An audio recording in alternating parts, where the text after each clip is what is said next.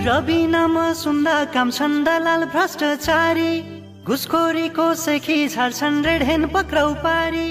युवा बेच्ने दलाल अनि काम छोड्ने ठेकेदार, समाएर बनाइहाल्छन् तिनलाई नाङ्गे झार। तिम्रै कामको चारतिर